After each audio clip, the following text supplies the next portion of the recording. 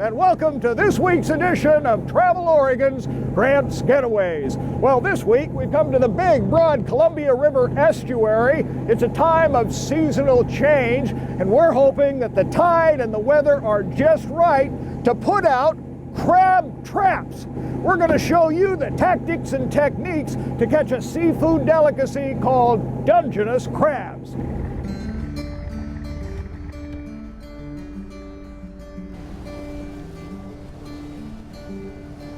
We are headed down to the lower Columbia River, about buoy 24 to 22, in about 30 feet of water. We're going to go ahead and set 5 crab pots there and let them soak there in high water, pick them up and get our dinner.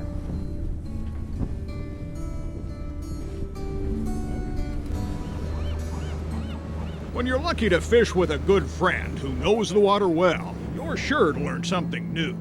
Over there is where Lewis and Clark spent the first 2 weeks down here. Especially when the Columbia River is under your keel, carrying you toward new adventure. All this was channels that changed over time. Storms would change them, and I think there's 5,000 shipwrecks on this coast. Steve Fick explored these waters as a kid, so he knows the way, just like his friend Jim Dixon. Both will teach this greenhorn how to catch his supper from the sea. The lesson starts with safety. I see you got your PFD on. Yeah, you always wear that. You know, if you fall overboard, it's very difficult to survive. Very long. We're not going to do that today. No, we're not going to fall over today. Today, we've come to the Columbia River estuary to drop Dungeness crab traps in 25 feet of water. Fick uses turkey or chicken wings, shad or salmon carcasses for bait, maybe even a can of tuna fish. Anyone say lunchtime? Some people use a can of tuna fish. They perforate the can, you know, so the scent comes out. You can buy sardines, mackerel works good. All those types of bait, herring. If you got a high oil content, it seems to fish well too. The scent is what draws the crab into the pot. Each crabber must have an Oregon shellfish license, and each is allowed to use up to 3 crab traps.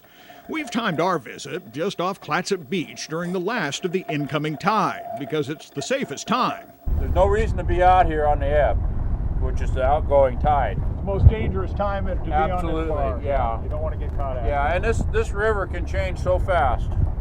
You just don't take chances. We're gonna just kind of idle around here, and you can watch some of these other. There's somebody picking some pots right there. Looks like they've got some crab in the pot. Fick says the traps need to soak about 15 or 20 minutes, long enough for the crabs to find and enter the traps. Get it? Got it! Yeah.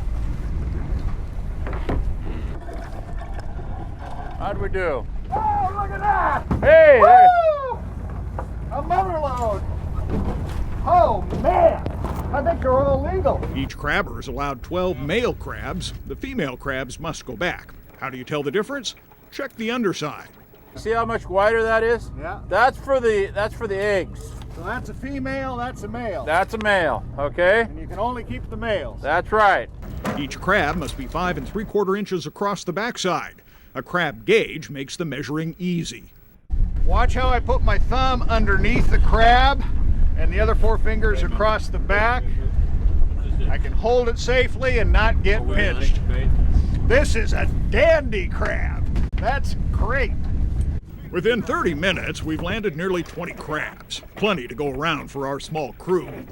As much fun as it is to catch these crabs, the best part is yet to come. Steve has taken us up to his shop, and he's going to show us the proper way to cook Dungeness crab. Fick uses a pound of salt per 10 gallons of boiling water. The crabs cook for about 20 minutes. While we wait, Oregon Shellfish Manager Matt Hunter explains that Columbia estuary crabbing has been exceptional. We're seeing darn near a limit per person when they go out. When we don't see a limit, it's just because of weather or people don't really want 12 crab. The crabs have molted in early summer, so they're coming off the molt, they're hungry, and they're trying to get a lot of food. And this time of year, you get a lot of food from bait fish die-offs, from natural spawning events, to salmonids, to razor clams, to just the full gamut of different food available for them. It's simple, everybody can be involved in it. You can get a dozen crabs per person. It's a great opportunity. Lots of action for kids. You really never know until you pull the pot up what you got. That is fun. It is a lot of fun, and good crabbing continues through the fall season. You might consider a crabbing adventure just part of a longer coastal stay. If you do, check out this outdoor tip of the week. They're looking to get away from the larger crowds. We've got over 4,000 acres to spread even our peak season crowds across. Plus we've got the beach and we've got 9 miles of paved trail and another 7 miles of nature trail. The trails and campgrounds at Fort Stevens State Park are quiet this time of year. Summer crowds have disappeared, and so the beaches, the lake, and wetlands are all yours to explore. If you lack an RV or trailer, not to worry, 15 yurts make the camping easy. A dome platform, almost like what you'd see for some tents with the canvas outer, and it has a roof. They have an amount of furniture in them, usually a small futon sofa, and then a bunk bed. They've proven to be very popular because they reach out to a part of the visiting public that is unable or does not have the time to invest in, say, tent camping gear or an RV. It's time well spent, and in the fall season, a parkland all yours to enjoy. A real sense of solitude is what draws people here, keeps them coming back regularly. Until next week, for Travel Oregon, I'm Grant McOmie.